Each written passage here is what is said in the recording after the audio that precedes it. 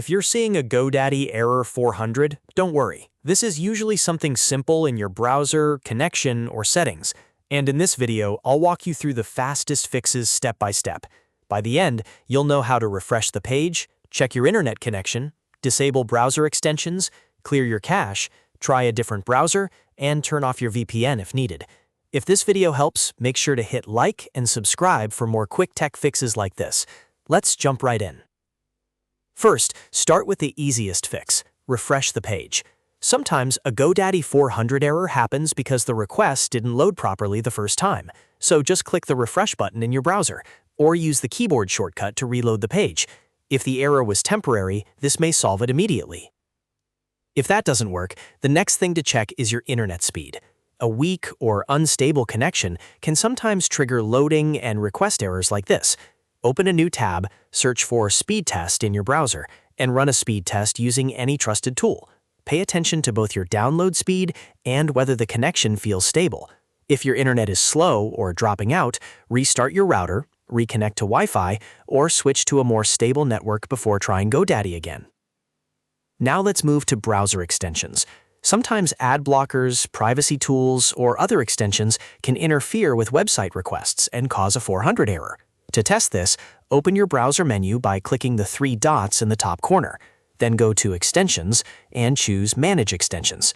From there, turn off any ad blockers or suspicious extensions, especially anything that modifies website content, blocks scripts, or changes page behavior. After disabling them, go back to GoDaddy and try again. If it works, one of your extensions was the cause. If the issue is still there, clear your browser cache. Over time, cached files can become outdated or corrupted, and that can cause login or page loading issues.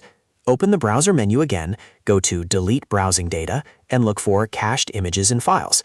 Select that option, then click Clear. Once the cache is cleared, reload GoDaddy and check whether the error is gone. In many cases, this step alone fixes stubborn browser problems. Next, try a different browser. If you're using Chrome, try Firefox, Edge, or Safari. If you're already on another browser, switch and test again. This helps you figure out whether the problem is browser-specific or something broader. Sometimes a browser update, an extension conflict, or a local setting can cause the 400 error, while another browser works perfectly. Also, if you're using a VPN, turn it off temporarily. Some websites, including GoDaddy, may block or limit certain requests from VPN traffic, especially if the connection looks unusual or comes from a different region. Pause your VPN, refresh the page, and try accessing the site again. If the error disappears, the VPN was likely the issue. At this point, if you followed all the steps, you should be able to get past the GoDaddy Error 400. Just to recap, the order I recommend is refresh the page, check your internet speed, disable browser extensions, clear your cache, try another browser, and turn off your VPN. These fixes cover the most common causes and usually solve the problem without needing anything advanced. If this tutorial helped you out, please give it a like and subscribe to the channel for more helpful troubleshooting videos. And if you want, leave a comment letting me know which step fixed the GoDaddy Error 400 for you. Thanks for watching, and I'll see you in the next one.